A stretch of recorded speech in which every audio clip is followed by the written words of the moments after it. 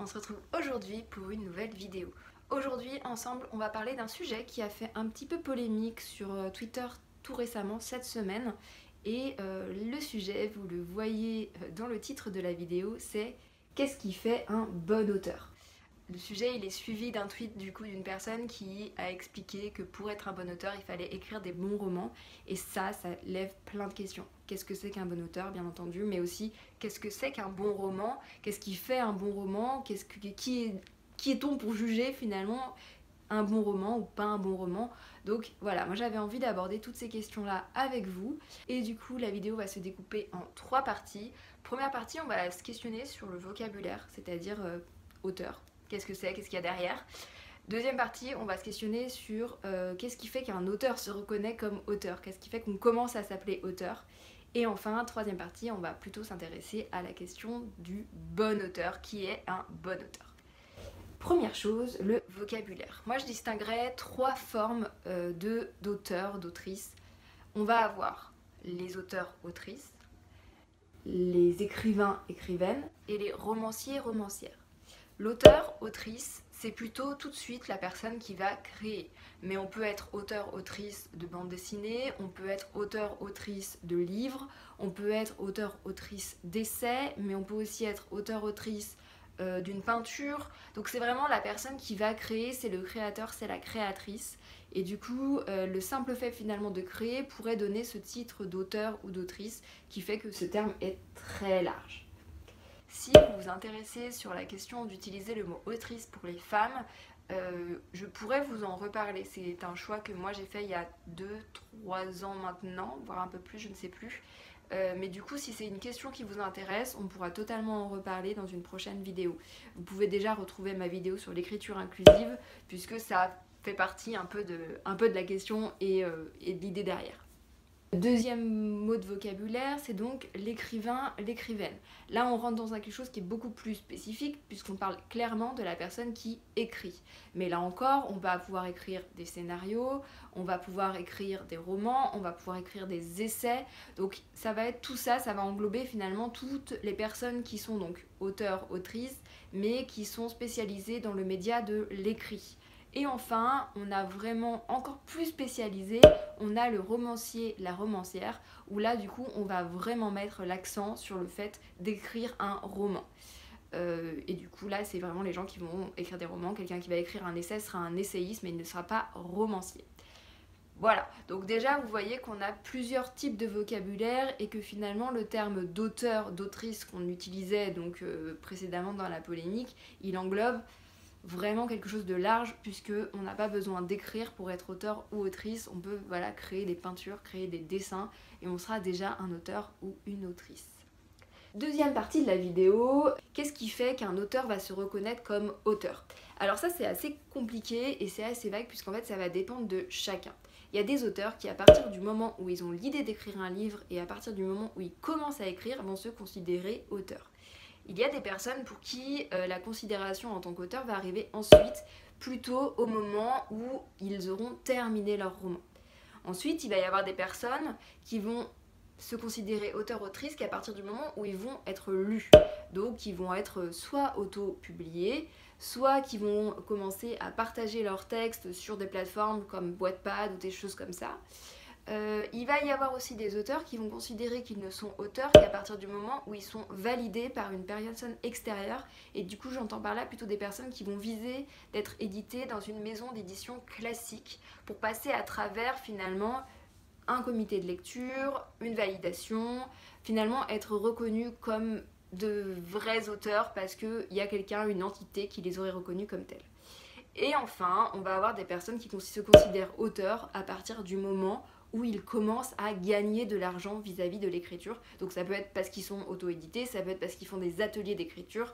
Il y a plusieurs variantes, mais tout ça pour dire que il n'y a pas genre une définition qui dirait clairement est auteur une personne qui fait ça ou qui fait ci. Enfin vraiment, il n'y a pas de définition officielle. comme c'est pas un métier qui est reconnu et qui nécessite d'avoir un diplôme ou quoi que ce soit, n'importe qui peut se dire auteur, et ce à n'importe quel stade de la création qu'il effectue. Et c'est ce qui fait un peu ce flou qu'on peut ressentir aujourd'hui, et c'est ce qui fait peut-être que vous-même, vous ne savez pas encore si vous vous revendiquez auteur, puisque on parle bien d'une revendication, c'est vraiment s'afficher en tant qu'auteur. Donc voilà, c'est peut-être qu'aujourd'hui, pour ça que vous-même, vous vous demandez: est-ce que je suis auteur? Est-ce que je suis écrivain? Est-ce que je suis romancier? Est-ce que je me sens à l'aise avec ces termes? Est-ce que je suis capable d'assumer ces termes? Et est-ce que je suis capable de dire que je suis ces termes? Et ça, c'est une vraie question, et il y a beaucoup d'auteurs et d'autrices qui se la posent, typiquement lorsqu'il faut remplir sa description sur Instagram ou sur YouTube ou sur Twitter. On se pose la question de qui on est réellement, comment on communique, qui on est, qu'est-ce qu'on est. Et du coup, ça m'amène au troisième point de cette vidéo, qui va être: qu'est-ce qui fait qu'on est un bon auteur? Est-ce que c'est d'écrire de bons livres? Mais comme je vous disais au départ, ça pose la question de qui juge le bon livre? Donc là, quand on voit ces définitions-là, on pourrait penser qu'effectivement cette personne ne pense que c'est les maisons d'édition finalement qui ont un petit peu le monopole finalement de cette décision. Mais là encore, il y a de plus en plus de maisons d'édition, il y a des petites maisons d'édition, il y a des grosses maisons d'édition. Donc est-ce que les maisons d'édition les plus grosses ont le monopole du bon livre, ou est-ce que n'importe quelle maison d'édition, en sachant que n'importe qui peut créer une maison d'édition, détermine qu'est-ce qui est un bon livre? Enfin, cette définition, elle est hyper compliquée en fait. Et aujourd'hui, je pense qu'il faut plus l'analyser personnellement. Parce que la réponse du bon auteur ou de la bonne autrice, ça va vraiment être une question qui va venir jalonner votre parcours d'écrivain. Ce que j'entends par là, c'est que moi, à titre personnel, pendant très longtemps, j'ai pensé et j'ai cru que le bon auteur était une personne qui était validée justement par une maison d'édition. À l'heure actuelle, je suis publiée par des maisons d'édition, mais que dans le cadre de nouvelles. Je ne suis pas publiée par des maisons d'édition dans le cadre de mes romans, puisque mes 2 romans que j'ai publiés ont été auto-édités, donc par moi-même. Et aujourd'hui, pendant longtemps, j'ai pensé que les maisons d'édition avaient un petit peu comme ça le monopole de la bonne autrice, du bon auteur. Et du coup, je refusais de m'afficher comme autrice ou comme auteur, ou de communiquer en tant qu'auteur, parce que je me disais: mais moi, j'ai pas été validée, je ne suis pas légitime à m'afficher comme auteur. Et c'est l'une des raisons, par exemple, pour lesquelles j'ai toujours eu un peu peur de communiquer sur mes romans. J'ai toujours eu un petit peu du mal à communiquer vraiment en termes de spécialiste d'écriture. Si vous regardez sur mon blog, je me place tout le temps en tant que chercheuse sur l'écriture, en tant que passionnée d'écriture, mais jamais en tant que spécialiste, parce que voilà, il y a toujours eu un frein par rapport à ça. Pareil, je n'ai jamais proposé de cours d'écriture, je n'ai jamais proposé d'atelier d'écriture, parce que je considère que je n'ai jamais été validée par quelqu'un. Et du coup, pendant longtemps, ma position a été sont vrais auteurs les personnes qui ont été validées par une maison d'édition. Et là, moi, je me rends compte petit à petit que cette vision-là, elle me bloque. C'est-à-dire qu'aujourd'hui, je considère que j'ai déjà écrit 2 romans, j'en ai encore pas mal qui sont pas loin d'être publiés. J'ai publié plusieurs nouvelles donc chez des maisons d'édition. J'ai eu plusieurs commandes de maisons d'édition. Donc je considère que j'ai été quand même reconnue. Et c'est quand même dommage, du coup, je me dis, de ne pas être capable de m'assumer en tant qu'autrice, d'avoir encore ce frein-là qui me bloque, parce que je considère qu'une bonne autrice, c'est forcément quelqu'un qui a été validé. Et ça, c'est quelque chose qui est très compliqué.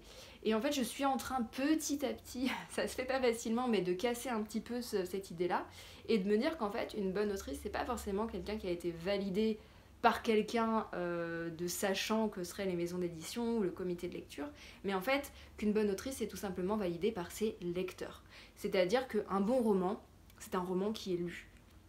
C'est un roman qui est partagé. C'est un roman qui est chroniqué. C'est un roman qui est apprécié aussi forcément, mais voilà, c'est un roman qui est poussé. Donc aujourd'hui, ma définition de la bonne autrice, du bon auteur est en train de changer, et je suis en train d'opérer comme ça un switch entre un bon auteur, c'est quelqu'un qui a été validé par ses pairs et par finalement un haut comité, donc on ne sait pas grand chose finalement, un bon auteur, une bonne autrice, c'est juste quelqu'un qui est lu, qui met en avant ses textes, qui n'a pas peur d'exposer ce qu'elle écrit et qui finalement est capable de faire la meilleure qualité qu'il soit, puisque finalement en tant qu'auto-édité aujourd'hui, on peut passer par des correcteurs, on peut passer par des illustrateurs, on peut faire un vrai travail de qualité et on peut avoir des romans de vraie qualité.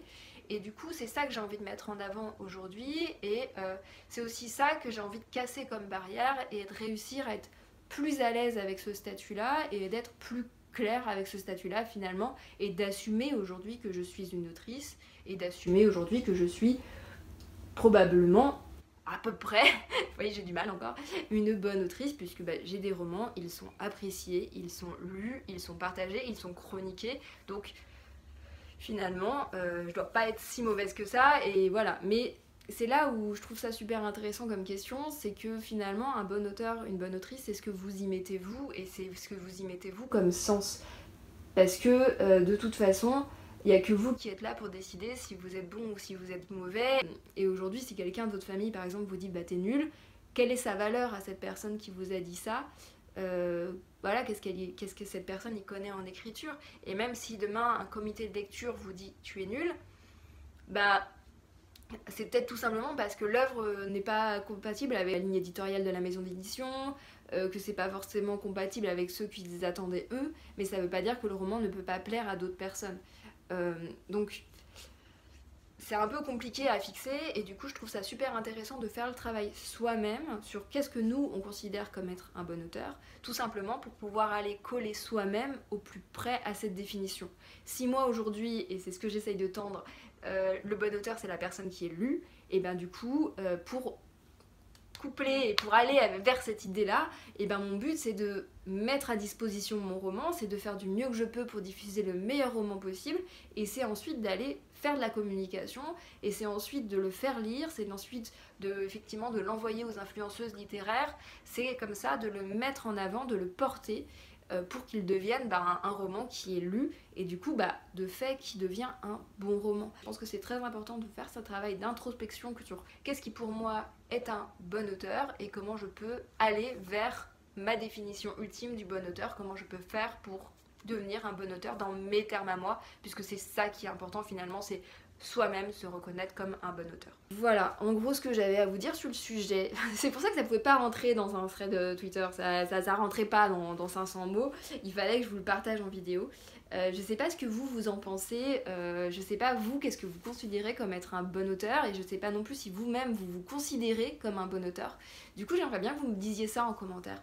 Est-ce que vous-même vous vous considérez comme un bon auteur? Qu'est-ce qu'est un bon auteur? Qu'est-ce qui fait que vous vous reconnaissez vous-même comme auteur ou pas? Qu'est-ce qui vous bloque finalement?